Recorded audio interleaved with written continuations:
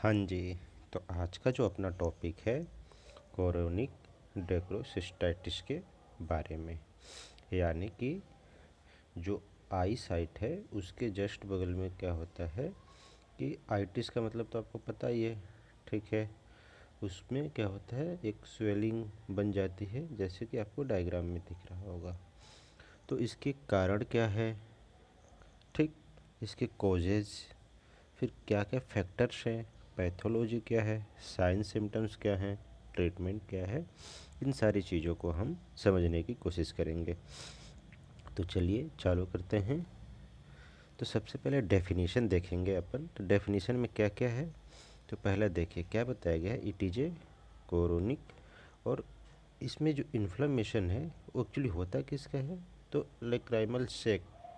और इन्फ्लामेशन आता है लेक्राइमल सेक में किसकी वजह से, तो ऑब्स्ट्रक्शन कहाँ पे, तो नेसोडेक्राइमल डक्ट के अंतर्गत। इसको हम डायग्राम से समझेंगे।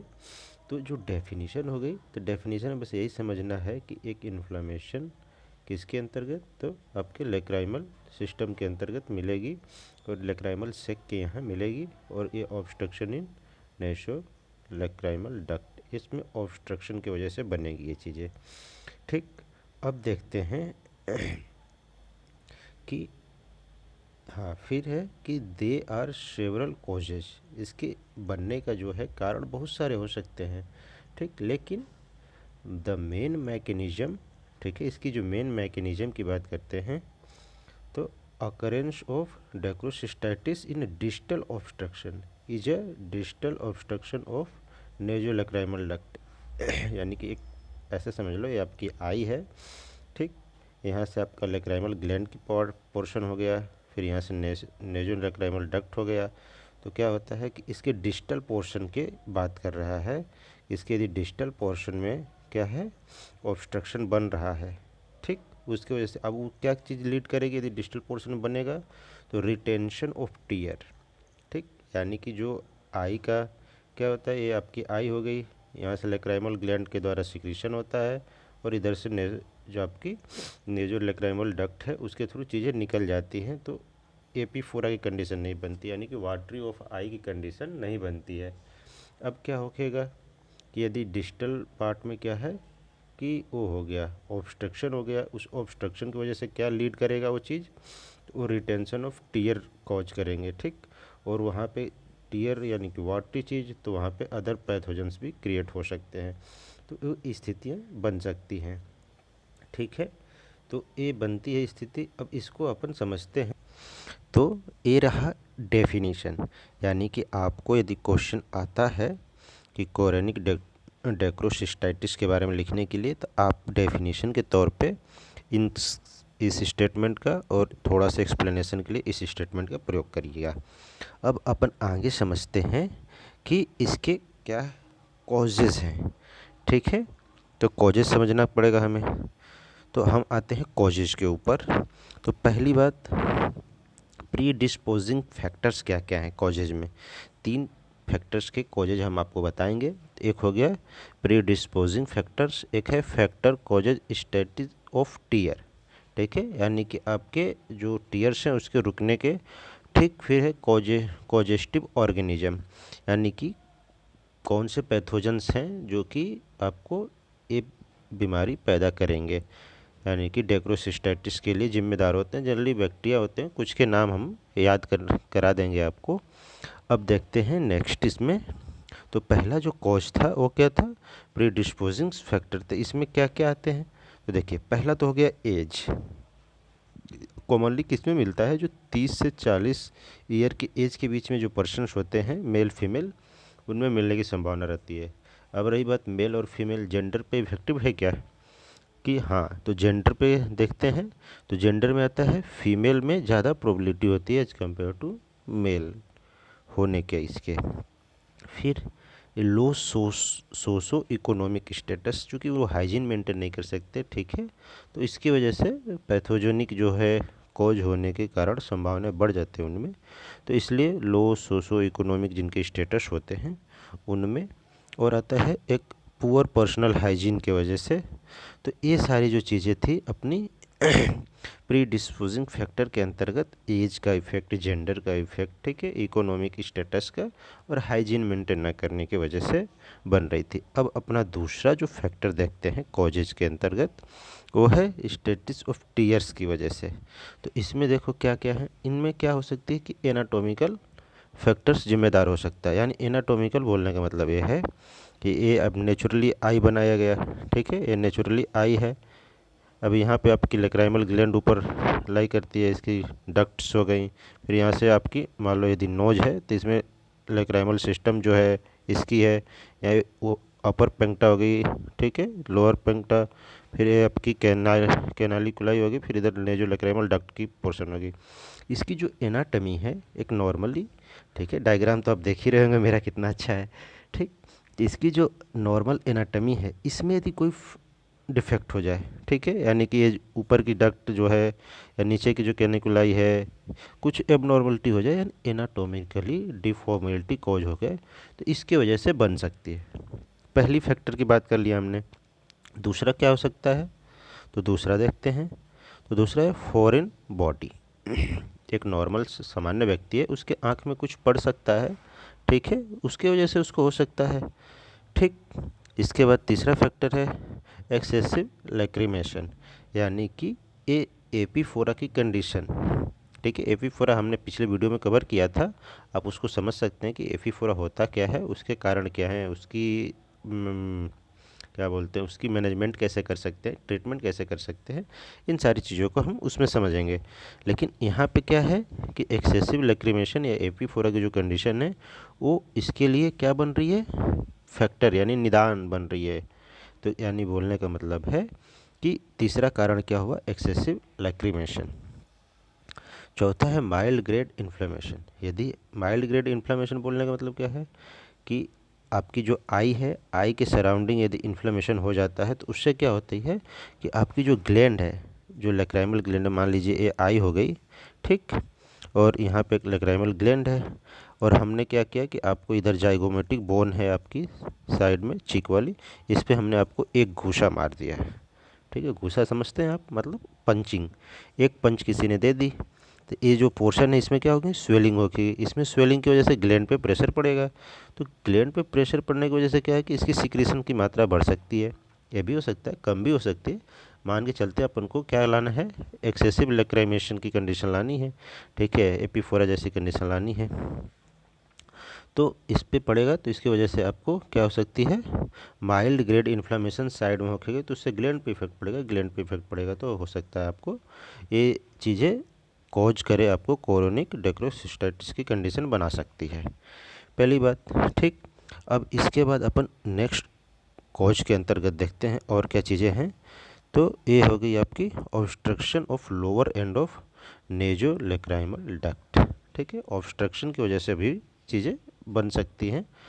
तो ये हो गई factor causing stasis of tear, ठीक है, आपकी जो अश्रु है, अश्रु शब्द, ठीक है, तो इसके वजह से।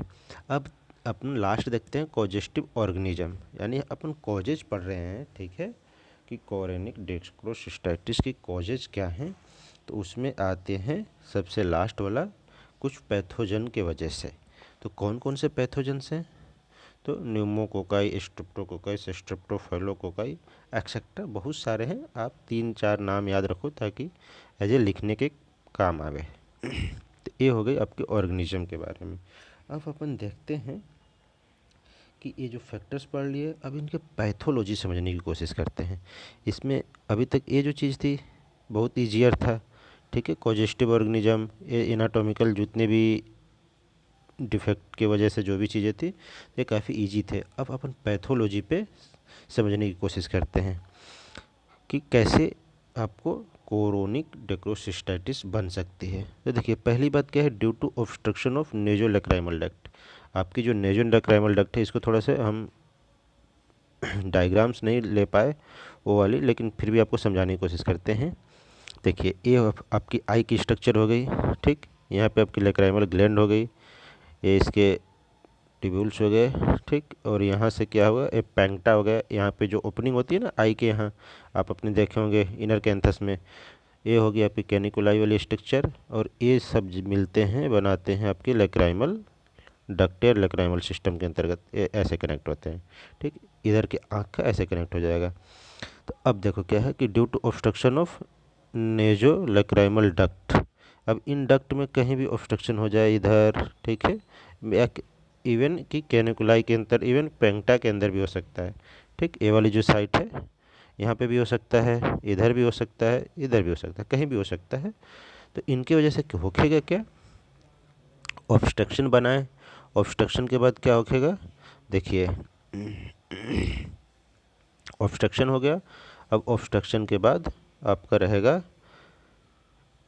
कॉजेज में कि फ्लूइड ऑकर इन सेक, अब जो आपकी फ्लूइड है यानी कि जो लैक्राइमल ग्लैंड की सिक्रेशंस है वो क्या होगी, एक्यूमुलेशन उनका चालू हो जाएगा।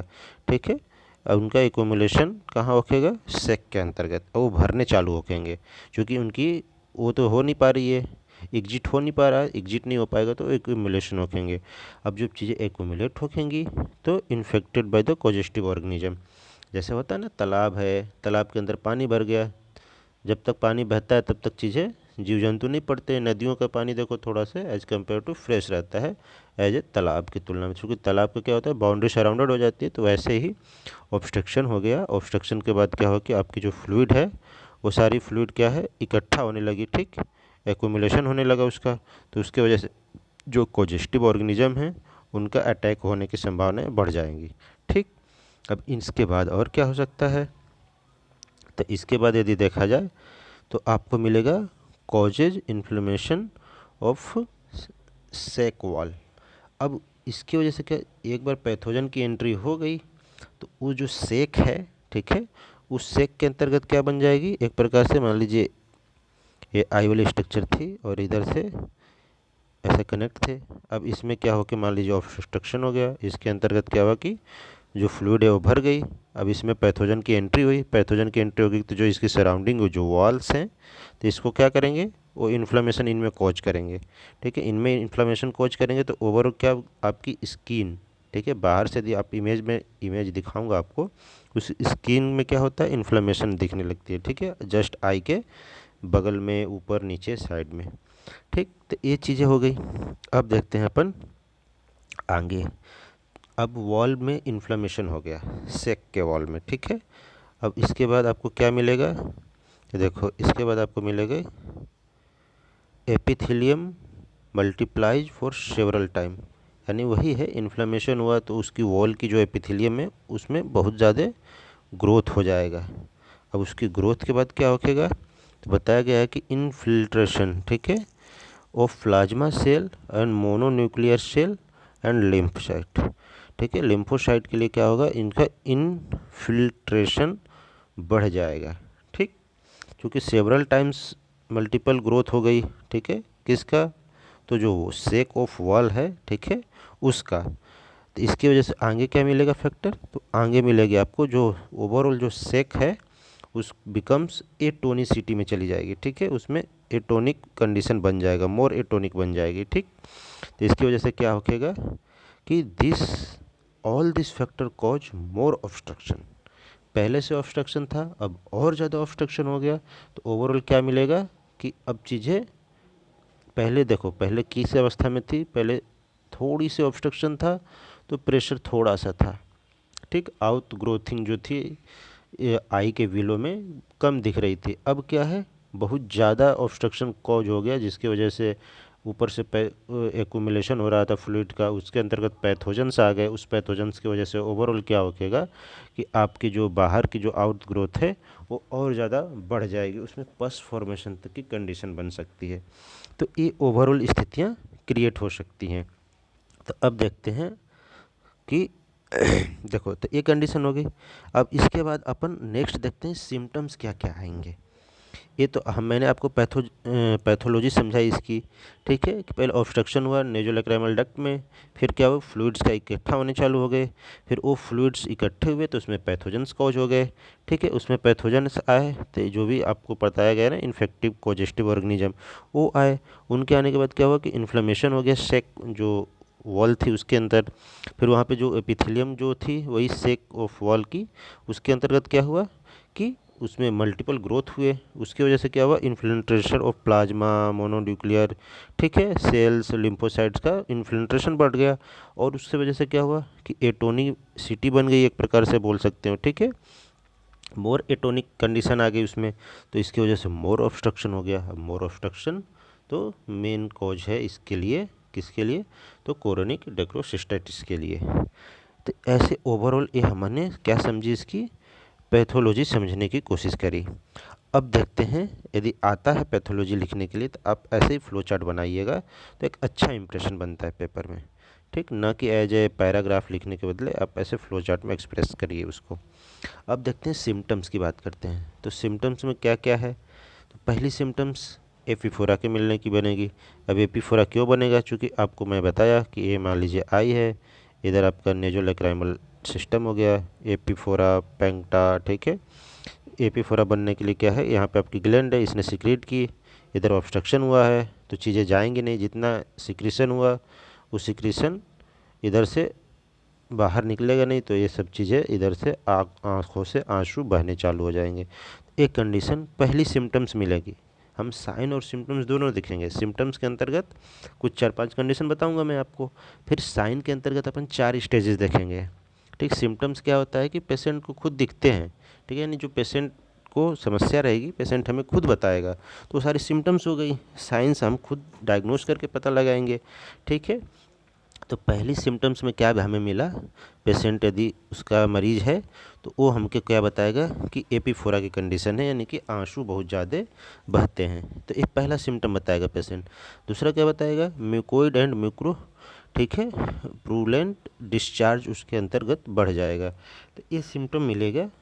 फिर तीसरा क्या मिलेगा उसमें, तो स्वेलिंग ओवर सेक एरिया, यानी कि जो आपकी नेजोलैक्राइमल सेक है उसके आसपास की एरिया में क्या होगी, स्वेलिंग मिल जाएगी, ठीक है। तो ये जस्ट हमें कहाँ दिखेगा, हम पिक्चर देखेंगे उसमें क्या दिखेगा आपको, ये जो नॉर्मल आई होती है ना, आई के नीचे या आँख और इनर कैंथस के आसपास नोज के बीच में ऐसी स्वेलिंग हो जाती है, ठीक, जो कि आपको शुरू में डायग्राम्स में दिखे होंगे। तो एक कंडीशन मिलेगी। अब अपन साइंस की बात करते हैं, तो जो साइंस है उसको हम 4 स्टेजेज में देखेंगे, ठीक है। तो पहला है कैटरल स्टेजेज, ठीक, दूसरा हो गया आपके लेक्राइमल म्यूकोसिल वाले स्टेजेज, तीसरा है स्टेज ऑफ कोरोनिक, ठीक है, डेक्रोसिस्टाइटिस की बात करते हैं, फिर आता है स्टेज ऑफ कोरोनिक फाइब्रोटिक सेक। तो टोटल 4 स्टेजेज हैं जो कि आपको नाम इसका बाई हार्ट होना चाहिए, ये वाइवा में भी बहुत ज़्यादा पूछे जाते हैं कि कोरोनिक जो डेक्रोसिस्टाइटिस है, ठीक, इसके अंतर्गत की जो साइन के अंतर्गत 4 स्टेजेज बनते हैं, तो क्या क्या स्टेजेज है तो आपको बताने पड़ेंगे, ठीक है। कैटरल स्टेजेज, ठीक, फिर स्टेजेज ऑफ लेक्राइमल म्यूकोसिल, फिर इसके बाद बताना है कि कोरोनिक डेक्रोसिस्टाइटिस वाला, फिर इसके बाद कोरोनिक फाइब्रोटिक सेक वाले, तो ऐसे करके 4 स्टेजेज हैं। अब इन सारे स्टेजेज के अपन एक एक स्टेजेज को अच्छे से देखने की कोशिश करते हैं। तो ये हो गया आपके पहले स्टेज ऑफ कैटरल सेक के बारे में, ठीक है। तो इसके अंतर्गत देखते हैं क्या है। तो पहला आते हैं सिम्टम्स में, देखो तो इसमें माइल्ड कंजक्टिवल हाइपोएमिया, ठीक है, नियर इनर कैंथस, जैसे इमेज में आपको ज़्यादा क्लियर हो रहा होगा, इस इमेज में देखो कि नियर कैंथस ये वाला जो, एक मिनट मैं कर्सर यूज नहीं किया, हाँ, तो यहाँ पे ये जो स्ट्रक्चर दिख रहा है, यहाँ पे इनर कैंथस में क्या है कि वेरी लिटल, ठीक है, एक प्रकार से क्या है स्वेलिंग टाइप की दिख रही है। तो ये चीज़ें क्यों हैं, क्योंकि ये जो डक्ट है यहाँ पे, ठीक है, इसमें ऑब्स्ट्रक्शन हो गया और इधर से आपकी ग्लैंड के सिक्रेशन बढ़ गए, इधर से चीज़ें कम्प्लीटली जा नहीं पा रही है, तो इसकी वजह से जो पैथोलॉजी के अंतर्गत हमने आपको समझाई थी वो कंडीशन यहाँ बन रही है।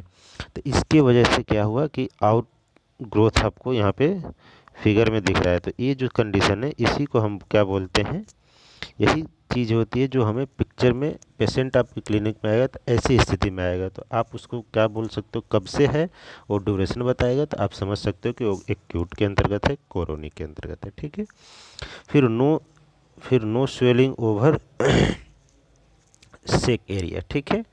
इसके बाद और फर्दर देखते हैं क्या बातें हैं इसमें। तो सिम्टम्स हो गए आपके, सिम्टम्स के बाद अब आते हैं, इसमें कैसे अब सिरिंजिंग करने की बात आती है। तो इसमें यदि हम सिरिंजिंग करते हैं तो उसमें जो फ्लूइड निकलेगा वो कैसा रहेगा, क्लियर फ्लूइड मिलेंगे आपको।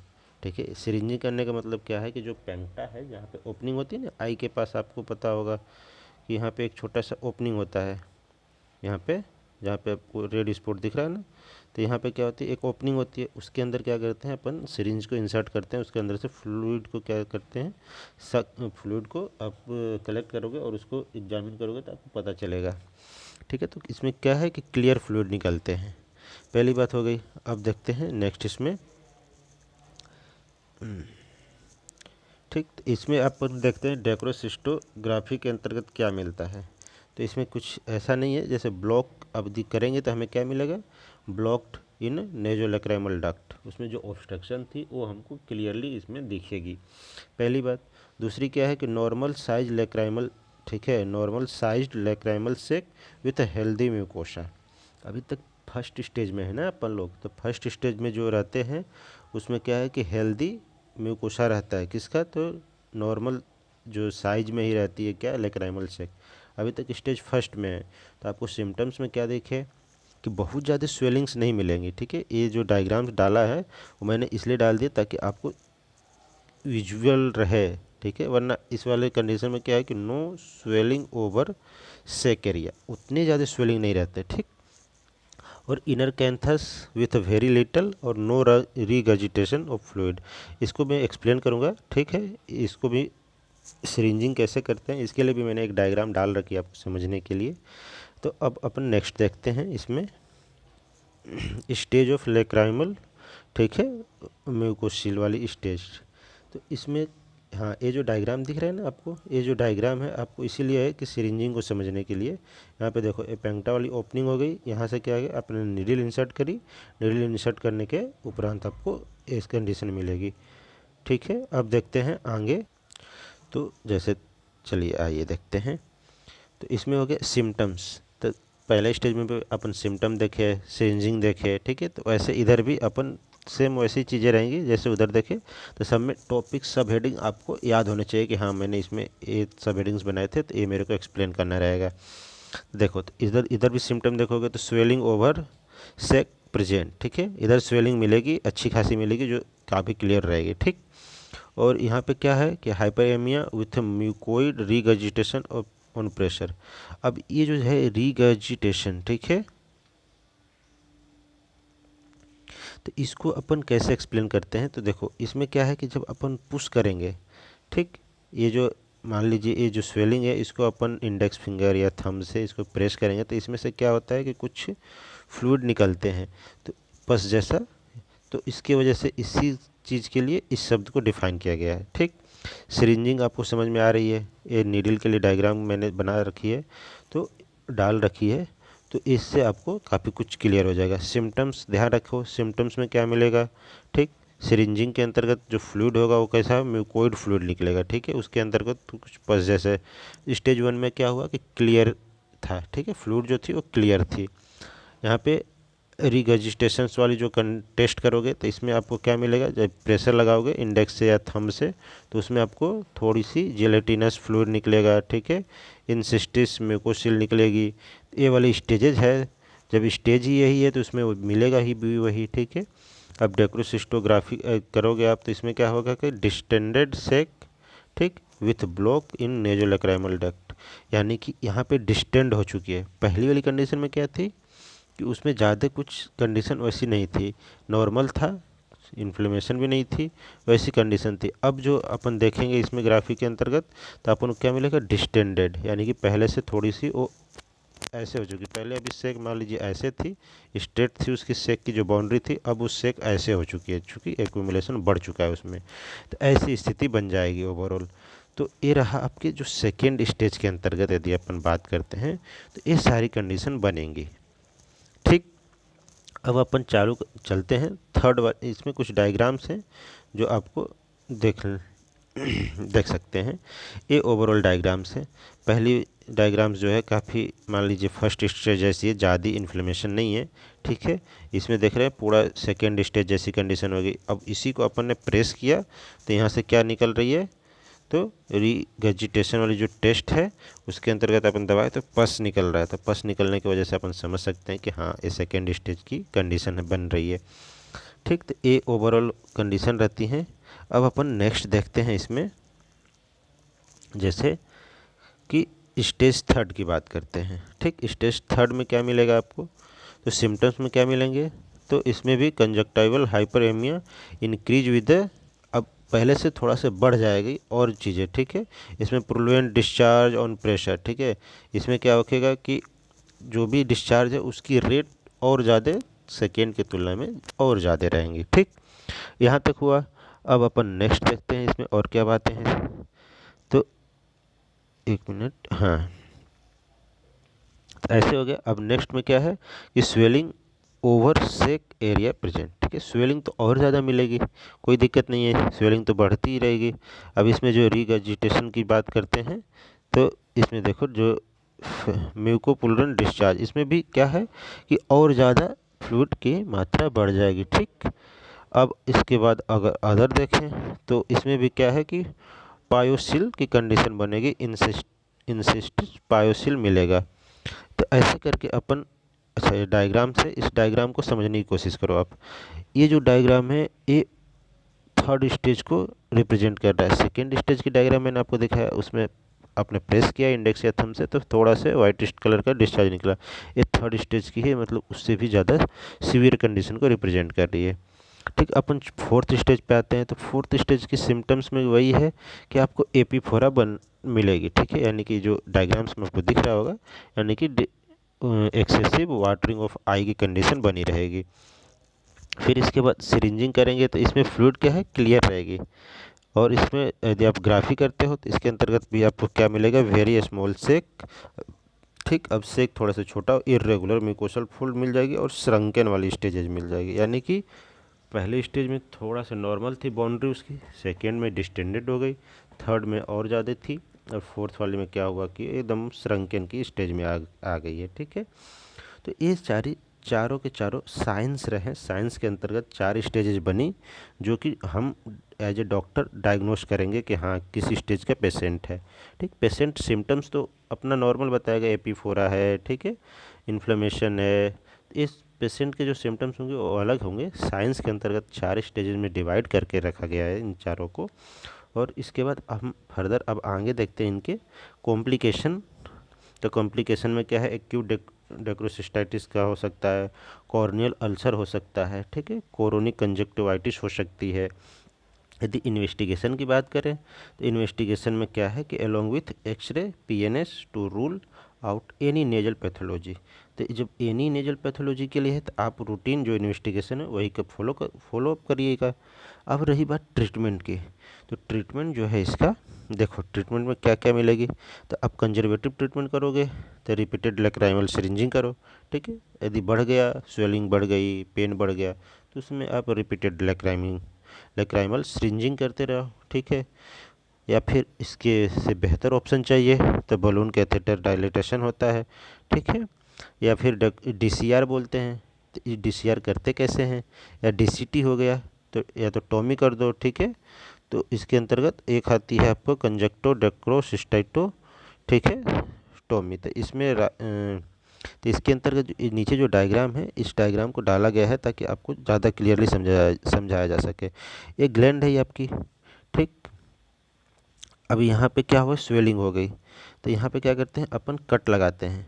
ठीक, इस कट को लगा के फिर इसके बाद गैप करके और यहाँ पे जो ग्लैंड है उसकी जो ऑब्स्ट्रक्शन है उसको ओपन करके ऑब्स्ट्रक्शन को हटाते हैं। हटाने के बाद फिर से दोबारा से उसको टाई अप कर देते हैं। तो ऐसे करके अपन डीसीआर के अंतर्गत ये सारी प्रोसीजर जो होते हैं अपन करते हैं। ठीक, तो ये अपनी क्या हो गई, ओवरऑल ट्रीटमेंट हो गई। ट्रीटमेंट क्या है, कंजर्वेटिव ट्रीटमेंट है, या तो आप पेशेंट यदि अफोर्ड नहीं कर पाता है, पेशेंट को डर लगता है, तो आप रिपीटेड लेक्राइमल सिरिंजिंग करते रहो। जब जब यदि पस भरता है, फ्लूइड भरती है, इन्फ्लेमेशन होता है, तो आप उस प्रोसीजर को फॉलो कर सकते हैं।